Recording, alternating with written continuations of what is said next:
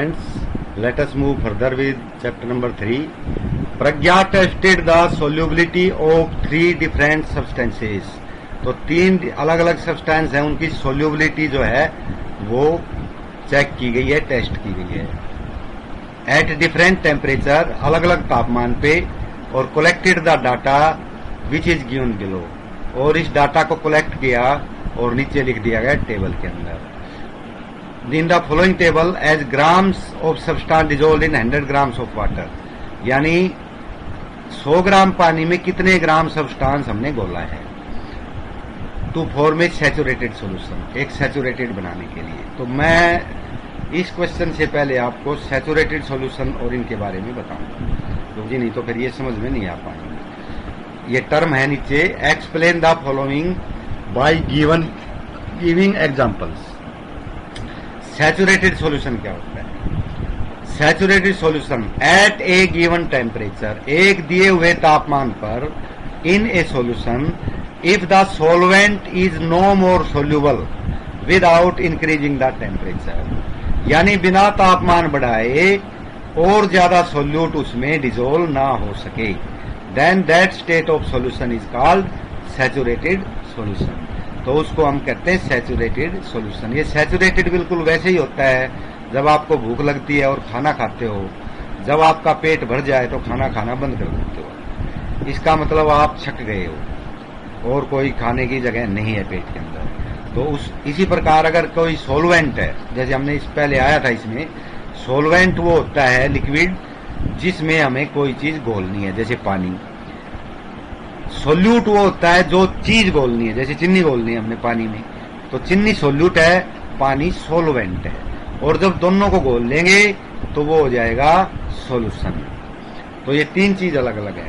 अब इसमें हमने ऊपर बताया गया कि when no more solute can be dissolved in a solvent at a given temperature, यानी एक दिया गया तापमान नहीं बढ़ाना आपने, तापमान उतना ही रखना है, और उस तापमान पर ही आपने देखना है कि और ना घुल सके. जैसे हम एक गिलास पानी ले लिया, हमने उसमें एक पिंच ऑफ साल्ट डाल दिया, एक चुटकी भर नमक डाल दिया, चम्मच से घोल दिया, फिर और डाल दिया इतना ही, फिर घोल दिया, फिर और डाल दिया, हम घोलते रहेंगे. एक स्टेज ऐसी आएगी कि हम चुटकी भर साल्ट डाल लेंगे और उसको घोलेंगे तो हम देखेंगे और नहीं घुलता, नीचे बैठ जाता है. तो वो जो स्टेज होती है वो होती है सैचुरेशन की, कि उसके बाद उसमें कोई और चीज नहीं घुल सकती, तो उसको बोलते हैं हम saturated solution. Pure substance in a substance if only one type of atoms और मॉलिक्यूल्स और कंपाउंड्स इज प्रेजेंट, जिसमें एक ही प्रकार का एटम हो या मॉलिक्यूल हो या कंपाउंड हो, एक ही प्रकार का, तो उसको हम बोलते हैं pure substance. With no contamination of other substances, उसमें दूसरे कोई भी पदार्थ की मिलावट ना हो, और any deviation of the arrangement, या उसका जो संरचना है उसमें भी कोई डेविएशन ना हो, विविधता ना हो, उसमें बदलाव ना हो, then the substance is known as to be a pure substance. तो उसको प्योर बोलते हैं. जैसे हमने प्योर वाटर ले लिया तो उसमें केवल H2O, वाटर मॉलिक्यूल का क्या फार्मूला है, H2O, तो केवल H2O होता है उसमें, तो उसको प्योर बोलेंगे. लेकिन अगर हमने उसमें समुद्र का पानी ले लिया तो उसमें तो नमक भी घुला होता है, NaCl, तो H2O भी है, NaCl भी है, तो वो प्योर सब्सटेंस नहीं है. अकेला NaCl भी प्योर है, अकेला H2O भी प्योर है, लेकिन इनको मिला दिया तो वो प्योर नहीं है. ऐसे ही शिकंजी है, वो भी प्योर नहीं है. कोल्ड ड्रिंक है, वो भी प्योर नहीं है. अगर बारिश का पानी हम लेते हैं जो प्योर है, जिसमें कोई गैस वगैरह नहीं घुली हुई, तो या डिस्टिल्ड वाटर, जो हम पानी को उबालते हैं, भाप उठती है, भाप को ठंडा करके जो पानी बनता है, जैसे आप चाय वगैरह बनाते हो तो जो ढक्कन लगाते हो पतीली पे, तो उबालते हैं तो ढक्कन के नीचे कुछ बूंदे चिपकी दिखाई देती हैं, वो डिस्टिल्ड वाटर होता है, उस प्योर वाटर होता है. तो उसमें कोई चीज घुली हुई नहीं होती, तो उसको प्योर सब्सटेंस बोलते हैं. Colloid, A colloid is a mixture in which one substance of microscopically dispersed insoluble particles is suspended throughout another substance, यानी एक सब्सटेंस के अंदर दूसरा जो माइक्रोस्कोपिकली डिस्पर्स्ड है, यानी इतना सूक्ष्म बिल्कुल होते हैं वो पार्टिकल, और वो पूरे में उसमें मिले हुए होते हैं. जैसे पानी में हम कोई फाइन सॉइल पार्टिकल डाल दें तो सस्पेंडेड रहते हैं अंदर, और पूरे में घुले हुए थे, जैसे दूध है तो दूध वैसे सफेद होता है लेकिन सॉल्यूशन नहीं है कि ये कोलोइड होता है, क्योंकि इसके अंदर हम इसका जो प्लाज्मा है, लाल रंग है, उसको भी हम अलग नहीं कर सकते, दूध का सफेद रंग है उसको भी अलग नहीं कर सकते हम। तो वो कोलोइड होते हैं, वो माइक्रो पार्टिकल होते हैं जो बिल्कुल सूक्ष्म, जो हमें अलग से दिखाई एक केक नहीं देगा, लेकिन टोटल में मिलाते हैं तो वो हमें सफेद रंग का दिखता है या ब्लड में लाल रंग का दिखता है। तो वो कोलोइड होते हैं, वो थोरोली सस्पेंडेड होते हैं पूरे सॉल्यूशन के अंदर या पूरे मिक्सचर के अंदर। तो वो सॉल्यूशन नहीं है, ये मिक्सचर है, उसमें सस्पेंडेड होते हैं। तो उसको हम कहते हैं colloid is a solution in which the size of solute particles are bigger than that of a true solution. जो सॉल्यूशन में सोल्यूट के पार्टिकल का साइज है, सस्पेंशन में ना, इसमें कोलोइड में उससे बड़ा होता है। These particles can't be seen with naked eyes. नंगी आंख से तो हम अलग अलग पार्टिकल को नहीं दे सकते। दे आर स्टेबल, लेकिन वे स्टेबल होते हैं। स्थित, उनकी जो स्थिति होती है वो फिक्स होती है, जहां पर एक बार घुल गए तो वो नीचे नहीं बैठेंगे। फॉर एग्जाम्पल इंक है, स्याही होती है या ब्लड होता है या दूध होता है। तो इस प्रकार की ये कोलोइड होता है। इसके जो है ये थोरोली बराबर बराबर मात्रा में बटा होता है और सस्पेंड रहता है, ये नीचे नहीं जमता। अगला है suspension. A suspension is a heterogeneous mixture. ये एक हीट्रोजीनियस मिक्सचर होता है क्योंकि इसके जो पार्टिकल है वो इक्वली डिस्ट्रीब्यूटेड नहीं होते, बराबर मात्रा में सारे में घुले हुए नहीं होते। Containing solid particles that are sufficiently large, और वे काफी बड़ी मात्रा, बड़े साइज के होते हैं और हम उन्हें देख भी सकते हैं नंगी आंखों से। A suspension is a heterogeneous mixture in which the solute particle don't dissolve but get suspended throughout the bulk of medium। यानी पूरा जो माध्यम है, पूरा जो सॉल्वेंट है, उसमें सस्पेंडेड रहते हैं, उसमें घुलते नहीं हैं। Particles of suspension are visible to naked eye. इनको हम नंगी आंखों से भी देख सकते हैं। It is called a suspension. इसको सस्पेंशन कहते हैं। इसका एग्जाम्पल ले सकते हैं मड्डी वाटर, जो जिसमें रेत मिट्टी के कण मिले होते हैं ना, तो आप मान लो रेत मिला देते हो पानी में, उसको अच्छी तरह हिला देते हो तो गंदला पानी हो जाता है, और उसमें पार्टिकल को हम देख भी सकते हैं। और अगर उसको रख दे तो धीरे धीरे पार्टिकल नीचे बैठ जाता है। इसका मतलब यह है कि थ्रू आउट सोल्यूशन में वो बराबर मात्रा में जो है डिस्पर्स नहीं है, उसकी डेंसिटी कहीं कम है कहीं ज्यादा है, तो इसलिए हम उसको सस्पेंशन बोलते हैं। अब हम वो वापिस वाला लेते हैं जो हमने छोड़ा था टेबल वाला, उसको देखते हैं, क्योंकि अब आपकी समझ में आ गया होगा कि सैचुरेटेड सॉल्यूशन क्या होता है। तो इसमें हम लेते हैं,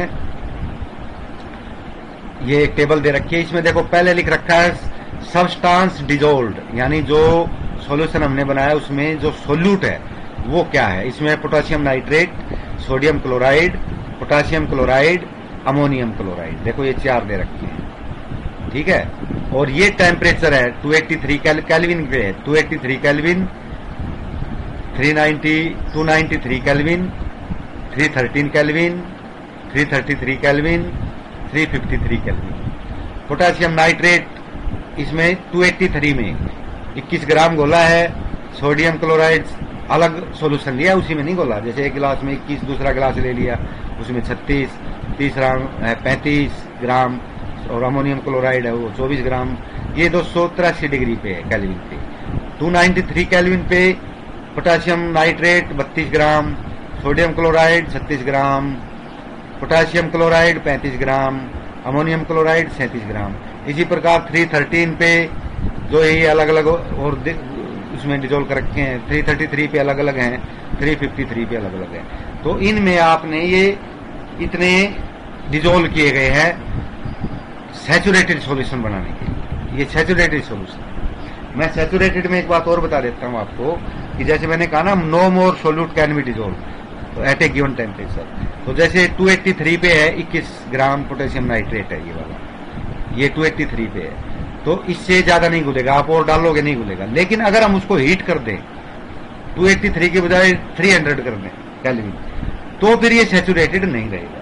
फिर इसमें और चीज डाल लेंगे तो और घुल जाएगी, और उसके बाद वो भी एक लिमिट के बाद घुलना बंद हो जाएगी। उसके बाद हम और टेम्परेचर बढ़ाएंगे तो और घुलने लगेगी। तो सैचुरेटेड एक टेम्परेचर फिक्स पे होता है, अगर टेम्परेचर इंक्रीज करते जाएंगे सैचुरेशन खत्म होती चली जाएगी। उसके बाद हमें और चीज घोलनी पड़ेगी, और हम घोल भी सकते हैं। जैसे मैंने वो पानी में नमक वाली बात बताई थी, आप वो डालते रहिए, एक समय आएगा कि वो नहीं घुलेगा, उसके अंदर डिजोल्व नहीं होगा, सोल्यूशन नहीं बनेगा, वो नीचे जम जाएगा। अब आप उसको थोड़ा सा हीट कर दिए, अब थोड़ा हीट करते ही क्या होगा, वो घुल जाएगा जो पड़ा हुआ है। इस टेबल को लेते हैं। पहला है what mass of potassium nitrate would be needed to produce a saturated solution of potassium nitrate. इसका ये पोटेशियम नाइट्रेट है 50 grams of water at 313 kelvin. 313 kelvin देखो ये है जहां पे ये क्रसर टका हुआ है, एरोहेड है, ये 313 है। इस टेम्परेचर के ऊपर ये 100 ग्राम पानी में घोला हुआ है। तो इसने कहा अगर हम 50 ग्राम पानी लें तो इस टेम्परेचर पे सैचुरेटेड सॉल्यूशन के लिए कितने ग्राम पोटेशियम नाइट्रेट डालना पड़ेगा। देखो 313 पे 100 ग्राम में 62 डालना पड़ता है, तो पानी आधा करेंगे तो ये भी आधा हो जाएगा। तो 50 ग्राम्स ऑफ वाटर है तो ये कितना हो जाएगा, 31 grams of potassium nitrate. Simple बात है। प्रज्ञा में से saturated solution of potassium chloride in water at 353, ये वाला है, and leaves the solution to cool at room temperature. उसने रूम टेम्परेचर उसको कूल करने के लिए रख दिया। What would she observe as the solution cools down. देखो मैंने कहा था 353 डिग्री पे सोडियम क्लोराइड इसने डाला है, पोटेशियम क्लोराइड इसने डाला है, ये वाला 54 ग्राम पोटेशियम क्लोराइड डाल के 353 केल्विन टेम्परेचर के ऊपर 54 ग्राम पोटेशियम क्लोराइड उसमें घुल सकता है, जो घोल दिया। उसके बाद क्या किया उसने, उस टेम्परेचर की बजाय उसको ठंडा करने रख दिया।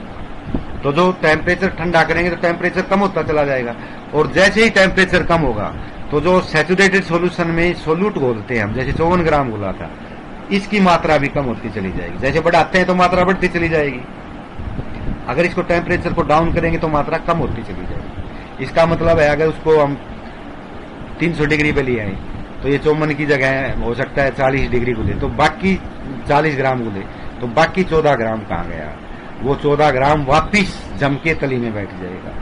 तो मैंने कहा था अगर तली में बैठा हुआ है उसको गर्म करेंगे तो तली वाला घुल जाएगा, अगर ठंडा करेंगे तो फालतू का तली में बैठता चला जाएगा। तो यही बात आपने इसमें बतानी है कि वो जो है बॉटम के ऊपर चला जाएगा।